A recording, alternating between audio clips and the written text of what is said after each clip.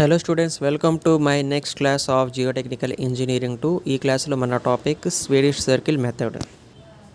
Swedish circle method ఈ స్వీడిష్ circle method ఎందుకంటే బేసికల్లీ స్లోప్ యొక్క స్టెబిలిటీని అనలైజ్ చేయడానికి కోసము. ఏ విధంగా స్వీడిష్ సర్కిల్ మెథడ్ యూస్ చేసి మనము అనలైజ్ చేస్తాము ఈ ఒక వీడియోలో మనం చూడబోతున్నాం. This method was first introduce by Fellenius in 1926. Okay, ఆయన పేరు ఫెలినియస్ ఇంట్రొడ్యూస్ చేసిన ఆయన పేరు. ఓకే, స్లోప్ స్టెబిలిటీ అనలైజ్ చేయడం కోసము. Okay, for C5 soil. Generally C soil అని చెప్పేసి అంటే దట్ ఈజ్ కొహెసివ్ సాయిల్ అని చెప్పేసి దాని యొక్క అర్థము. ఒకవేళ 5 సాయిల్ అని చెప్పేసి అంటే కొహెజన్ లెస్ సాయిల్ అని చెప్పేసి అర్థము. ఇక్కడ C5 సాయిల్ అన్నాడు కాబట్టి ఇది ఒక జనరల్ సాయిల్ అని చెప్పేసి అర్థం చేసుకోవచ్చు. దాంట్లో కొహెజన్ కూడా ఉంటుంది అండ్ అదేవిధంగా యాంగిల్ ఆఫ్ ఇంటర్నల్ ఫ్రిక్షన్ అనేది కూడా లై చేస్తుంది. Okay, in this method the soil mass about the assumed slip circle, ఏదైతే మనం స్లిప్ సర్కిల్ అజ్యూమ్ చేసుకుంటామో అది ఇప్పుడు ఫిగర్లో డయాగ్రమాటికల్లీ చూపిస్తాను. అది నెంబర్ ఆఫ్ వర్టికల్ స్లైసెస్లో డివైడ్ అవ్వబడుతుంది అనమాట. అండ్ వాటి మధ్యలో విడ్త్ కూడా ఈక్వల్గా ఉంటుంది.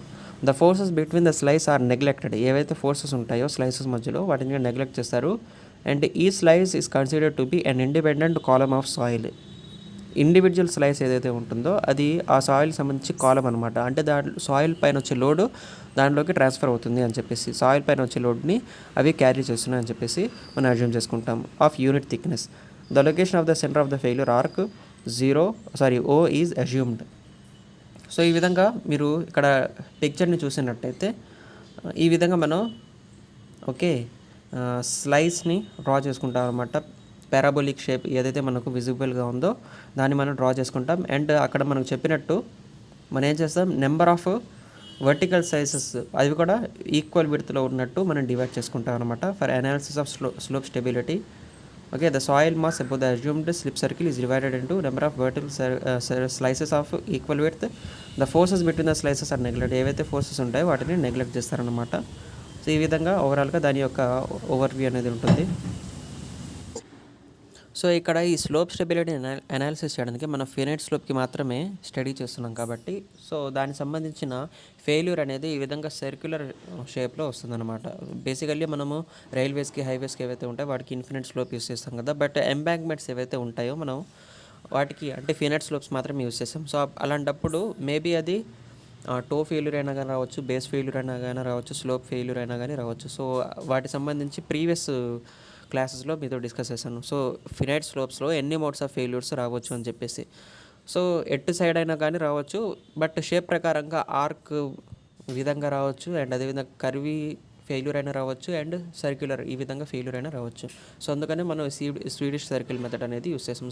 యాక్చువల్గా ఈ AO దాని తర్వాత OB ఏదైతే ఉందో అవి ఒరిజినల్లీ ఫినైట్ అన్నమాట. అంటే ఫినైట్ స్లోప్ ఉన్నప్పుడు దాంట్లో ఏ విధంగా దాని యొక్క నేచర్ ఉంది అని చెప్పేసి చూపించేది. దాని తర్వాత వన్స్ ఫెయిల్యూర్ వచ్చిన తర్వాత అవి ఏ షేప్ను తీసుకున్నాయి అని చెప్పేసి ఈ విధంగా మనకు కర్వీ ఫామ్లో రిప్రజెంట్ చేయబడింది. దాన్ని మనం నెంబర్ ఆఫ్ స్లైడ్స్లో ఆర్ ఈక్వల్ యూనిట్ విడ్త్లో మనం ఏం చేసాం, నెంబర్ ఆఫ్ స్లైసెస్లో డివైడ్ చేసుకున్నాం. దాని తర్వాత ఈ ఏవైతే మన ఇండివిజువల్ స్లైసెస్ ఉన్నాయో వాటిని ఇండివిజువల్గా కన్సిడర్ చేస్తే అండ్ ఒక కాంపోనెంట్గా తీసుకుంటే చూడండి, ఇక్కడ సైడ్ ఏదైతే రైట్ సైడ్ డయాగ్రామ్ ఉందో అక్కడ అబ్జర్వ్ చేస్తే W అనేది వెయిట్ అన్నమాట. అది మిడ్ పాయింట్కి త్రూ యాక్ట్ అవుతుంది. Okay, mid point through act అవుతుంది. అండ్ దానికి ఒకవేళ ట్యాంజెంట్ డ్రా చేసి దాని యొక్క డైరెక్షన్ T అనేది ఇక్కడ అలాట్ చేయబడింది. అండ్ దానికి పర్పెండిక్యులర్గా ఉండేది నార్మల్ కాంపోనెంట్ అనమాట. బేసికల్లీ నార్మల్ అంటేనే జనరల్లీ పర్పెండిక్యులర్ ఏదైతే బైసెక్టర్ దాన్ని మనం చెప్తాం కదా, పర్పెండిక్యులర్లీ ఏదైతే లైన్ కట్ చేసిందో దాన్ని నార్మల్ లైన్ అని చెప్పేసి అంటాం. ఈ ట్యాంజెన్షియల్ కాంపోనెంట్కి ఈ పర్పెండిక్యులర్గా అంటే నార్మల్గా కట్ చేసే లైన్ని నార్మల్ కాంపోనెంట్ అని చెప్పేసి అంటాము. అదే మనకి ఇక్కడ చెప్పడం జరిగింది. ఓకే, దాన్ని మనం చూసుకున్నట్టయితే ఒకవేళ వాటి మధ్యలో లై చేసిన యాంగిల్ని టీటా అని చెప్పేసి అనుకుంటే, లేకపోతే ఆల్ఫా అని చెప్పేసి అనుకుంటే మనకు N = W cos ఆల్ఫా వస్తుంది and T = W sin alpha వస్తుంది. ఎందుకంటే T అనేది ఆపోజిట్ సైడ్, N అనేది అడ్జసెంట్ సైడ్, ఏదైతే మన యాంగిల్ కన్సిడర్ చేస్తాం అక్కడి నుంచి. ఓకే, అండ్ ఇక wait of the slice is equal to gamma into BH అవుతుంది. గామా అంటే bulk unit weight of the soil, B అంటే width of the slide, H అంటే average height of the slice అన్నమాట ఇక్కడ మనకు ఇచ్చినట్టు. Okay, and next moving further ఈ విధంగా హోల్ స్లిప్ సర్ఫేస్ని మనం కన్సిడర్ చేస్తే దాని యొక్క లెంగ్త్ ఏదైతే ఏబీ ఉందో ఏబీ యొక్క లెంగ్త్ని మనం ఎల్ అని చెప్పేసి అనుకుంటే ఏబీ ఒక లెంగ్త్ని మనం ఎల్ అని చెప్పేసి అనుకుంటే if C is the unit cohesion then resisting force from Coulomb's equation okay resisting force ఏమవుతుందంటే CL plus tan phi dash sigma N అవుతుంది.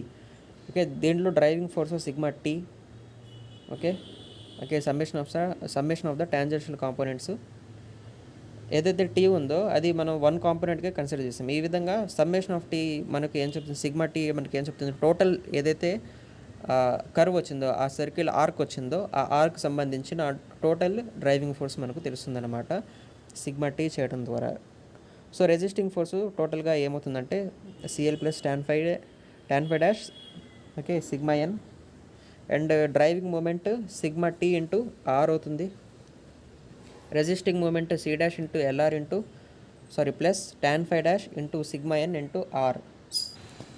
సో బేసికల్లీ కూలుమ్స్ ఈక్వేషన్ నుంచి ఈ resisting moment or in resisting force ఇది ఎలా వచ్చిందని చెప్పేసి అంటే Coulomb's equation basically Coulomb's inverse square law ఒకటి ఉంటుంది కదా, అంటే Coulomb state that force between the two products will be proportional to the directly proportional to the product between the two charges and inversely proportional to the square of the distance between them. అంటే f is directly proportional to q1 q2 by d square అవుతుంది. అప్పుడు proportionality remove చేయాలంటే obviously ఒక constant అనేది రావాలి. దాన్నే మనం k అని చెప్పేసి అనుకుంటే f is equal to k q1 q2 by r square అవుతుంది.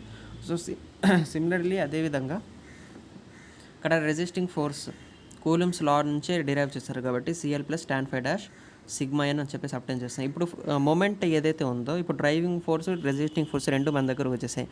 మొమెంట్స్ ఏమవుతాయి actually force into perpendicular distances కదా. ఇప్పుడు డ్రైవింగ్ ఫోర్స్ నుంచి డ్రైవింగ్ మూమెంట్ ఎలా వస్తుంది ఆబ్వియస్లీ ఆ ఫోర్స్ని పర్పెండిక్యులర్ డిస్టెన్స్తో మల్టిప్లై చేస్తాం. పర్పెండిక్యులర్ డిస్టెన్స్ అంటే ఏంది అక్కడ ఏదైతే కర్వ్ ఉంటుందో ఆ కర్వ్కి సమ్ రేడియస్ అనేది ఉంటుంది కదా, టోటల్గా డయామీటర్ అనేది ఉంటుంది. బట్ ఆ డయామీటర్ నుంచి రేడియస్ అనేది అప్టైన్ చేస్తాం కదా, సో అదే దాని యొక్క పర్పెండిక్యులర్ డిస్టెన్స్ అనమాట. So sigma T into R అనేది దాని యొక్క డ్రైవింగ్ మూమెంట్.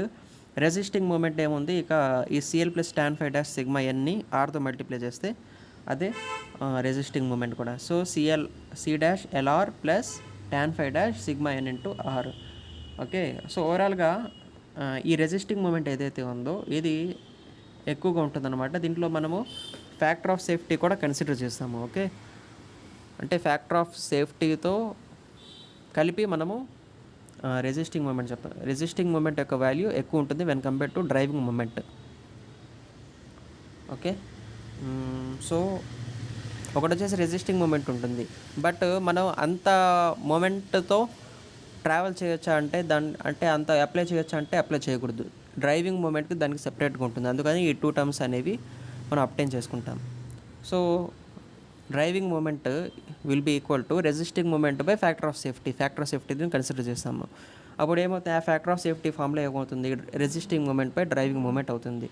సో ఓవరాల్గా ఆ ఫార్ములాస్ని మనం దీంట్లో సబ్స్టిట్యూట్ చేస్తే and putting N is equal to W cos alpha and T is equal to W sine alpha మీరు ఈ విధంగా పుట్ చేస్తే F is equal to CL plus tan phi sigma W cos alpha by sigma W sine alpha. ఈ విధంగా టోటల్గా మీకు okay force factor of safety value అనేది obtain అవుతుంది.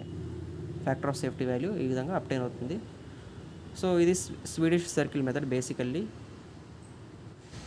సో ఈ స్వీడిష్ సర్కిల్ మెథడ్ని okay for a cohesive friction సాయిల్కి మాత్రం మనం ఉపయోగిస్తాము. ఓకే ఇందాక చెప్పాను కదా C5 సాయిల్కి మాత్రమే ఉపయోగిస్తాము. సి అంటే కోహెసివ్ సాయిల్, 5 అంటే కోహెజన్ లెస్ సాయిల్. బట్ మనం కోహెసివ్ ఫ్రిక్షనల్ టైప్ ఆఫ్ సాయిల్స్కి మనం అంటే బోత్ దాంట్లో కోహెజన్ లై చేయాలి అండ్ అదేవిధంగా ఫ్రిక్షన్ లై చేయాలి. అటువంటి సాయిల్స్కి మనం యూస్ చేస్తాము. Adapted for general type of soil which have the combined grains of C and 5 soils. So C soils సంబంధించిన గ్రెయిన్స్ కూడా ఉండాలి, 5 సాయిల్స్ సంబంధించిన గ్రెయిన్స్ కూడా ఉండాలి. For a C5 soils the undrained strength envelope shows both C and 5 values. Okay C5 సాయిల్స్కి okay undrained strength envelope ఏదైతే మనం draw చేస్తామో ఎన్వెలోప్ని దాంట్లో మనకు C అండ్ 5 వాల్యూస్ రెండు కూడా కనబడతాయి and total stress analysis can be adapted. ఈ విధంగా స్లిప్ సర్కిల్ని మనము నెంబర్ ఆఫ్ స్లైసెస్గా డివైడ్ చేసుకుంటాం అండ్ సపరేట్ స్లైస్ని మనం కన్సిడర్ చేసి దాంట్లో నుంచి నెంబర్ ఆఫ్ కాంపోనెంట్స్గా T అండ్ N అదేవిధంగా R1 R2 వాల్యూస్ని దాని యొక్క విడ్త్ని B గాను అజ్యూమ్ చేసుకొని ఓకే, ఈ డయాగ్రామ్ని ప్లాట్ చేసి ఫ్యాక్టర్ ఆఫ్ సేఫ్టీని అప్టైన్ చేస్తాం అనమాట. దీని యొక్క ప్రొసీజర్ ఎలా ఉంటుంది, ఫస్ట్ ఆఫ్ ఆల్ మనం ఒక స్లోప్ని డ్రా చేస్తాము. Okay, A to O and O to B, ఈ విధంగా ఫిగర్లో చూసినట్టు. ఏ ట్రైల్ స్లిప్ సర్కిల్స్ వచ్చేసి ఏబీ విత్ రేడియస్ ఆర్.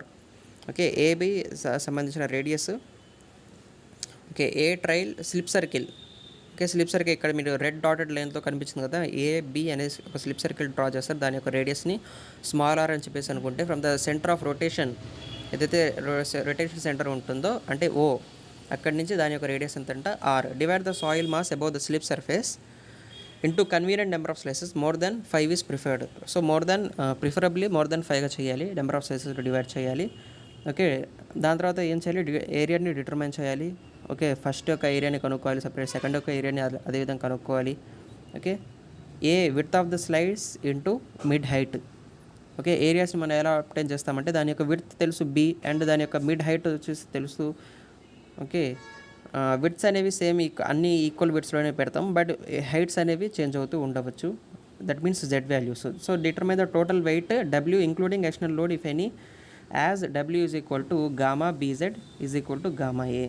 ఈ విధంగా టోటల్ వెయిట్ అనేది డిటర్మైన్ చేస్తాం అన్నమాట, ఇందాక ఫార్ములా చూపించినట్టు. సో గామా అనేది యూనిట్ వెయిట్, బి అనేది width of the slice, and Z అనేది హైట్ ఆఫ్ ద స్లైస్. ఈ విధంగా మనం అప్టైన్ చేస్తాము. దాని తర్వాత రియాక్షన్స్ ఏవైతే ఉంటాయో అప్టైన్ అవుతాయో R1 and R2 on the sides of the slice are assumed equal and therefore do not have any effect on stability. ఏవైతే R1 R2 రియాక్షన్స్ డెవలప్ అవుతాయో టూ సైడ్స్ నుంచి ఈక్వల్గా డెవలప్ అవుతాయి అన్నమాట. అండ్ దానివల్ల ఆ రియాక్షన్స్ డెవలప్ అయినా కానీ అవి ఈక్వల్ మ్యాగ్నిట్యూడ్లో ఉంటాయి అని చెప్పేసి వాటి యొక్క స్టెబిలిటీకి ఎటువంటి ఎఫెక్ట్ని చేయవు. అండ్ అదేవిధంగా weight of the slice is set off at the base of the slice. Weight ఏదైతే ఉంటుందో స్లైస్ దాని యొక్క బేస్ ఆఫ్ ద స్లైస్ దగ్గర అది సెట్ ఆఫ్ అవుతుంది. And directions of its normal component N and tangential component T are drawn to the complete the vector triangle.